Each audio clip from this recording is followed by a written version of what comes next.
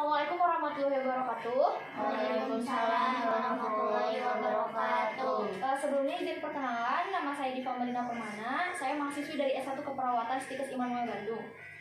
Mohon maaf mengganggu waktunya sebentar. Di sini saya mau menyampaikan sedikit informasi mengenai diare. Nah, apakah di sini TTT di sini apakah ada yang tahu diare itu apa? Diare itu adalah sebuah penyakit yang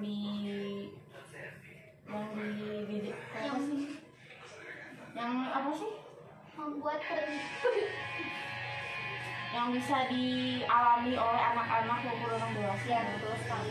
Nah, jadi penyakit diare ini itu menyerang siapapun ya. Jadi anak-anak bisa dan orang dewasa juga bisa.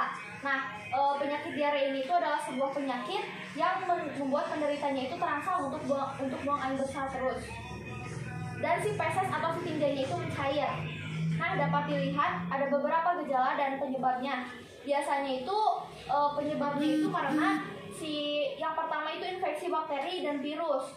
Nah, yang kedua itu biasanya karena alergi makanan juga bisa dan obat-obatan atau kayak antibiotik kayak gitu. Nah, yang ketiga itu bisa karena dia makan makanan sembarangan juga ya. Nah, penyakit diare ini tuh sebenarnya sangat tidak berbahaya, tapi bisa menyebabkan kematian juga. Karena diare ini juga bisa menyebabkan dehidrasi atau kekurangan cairan. Nah, dapat dilihat di sini gejalanya itu kayak feses lembek dan cair, nyeri dan kram perut, mual dan muntah, nyeri kepala, kehilangan nafsu makan, haus terus-menerus, darah pada feses. Nah, biasanya si diare ini tuh dapat dibedakan menjadi 4. Yang pertama itu diare akut. Diare akut itu biasanya berlangsung selama 2 minggu. Yang kedua diare persisten, yaitu berlangsung selama lebih dari 2 minggu. Yang ketiga disentri. Disentri biasanya diare yang si fesesnya itu ada mengeluarkan darah. Yang ketiga kolera. Biasanya si diare ini tuh fesesnya itu ada virus koleranya ya. Nah, selanjutnya dapat dilihat juga di sini ada faktor resiko diare. Yang pertama, jarang mencuci tangan setelah ke toilet. Lalu penyimpanan dan persiapan makanan yang tidak bersih. Yang ketiga, jarang membersihkan dapur dan toilet.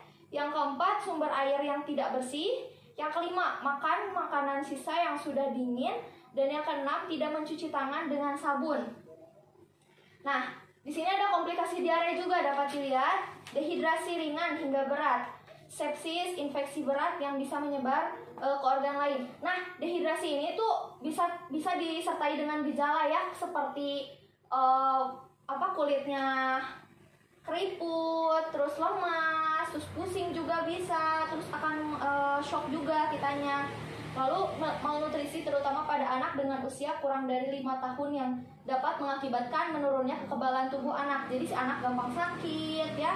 Lalu ketidakseimbangan elektrolit karena elektrolit ikut terbuang bersama air yang keluar saat diare. Jadi kan si fesesnya itu cair, nah itu tuh bakalan ngurangin cairan dalam tubuh kita.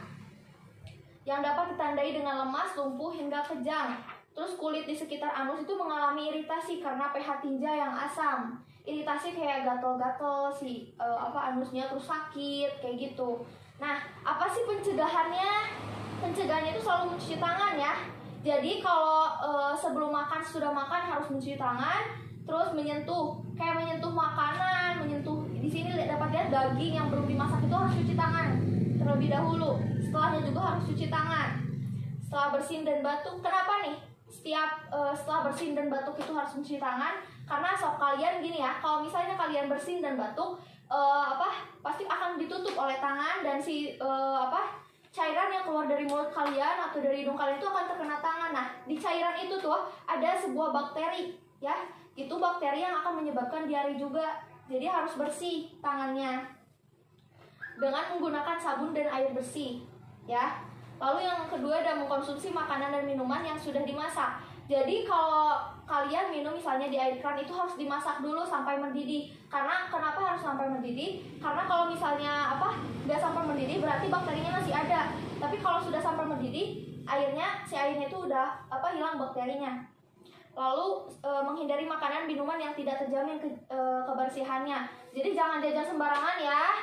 Nanti soalnya kita kan nggak tahu nih apakah jajanan itu komposisinya bagus atau tidak kan gitu. Lalu di sini ada selain dari penyebabnya selain dari makanan, tapi dari lingkungan sekitar juga ya, karena faktor lingkungan sekitar. Nah, lingkungan yang kumuh itu juga akan menyebabkan tumbuhnya bakteri, virus, parasit yang kayak gitu ya.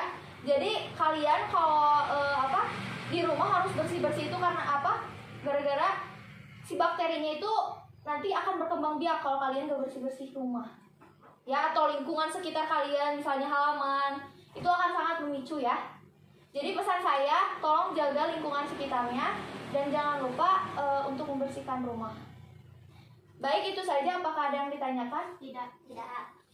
Baik, terima kasih. Sekian dari saya. Mohon maaf bila ada kekurangan. Mohon maaf juga untuk mengganggu waktunya. Saya ucapkan terima kasih ya. Assalamualaikum warahmatullahi wabarakatuh. Waalaikumsalam.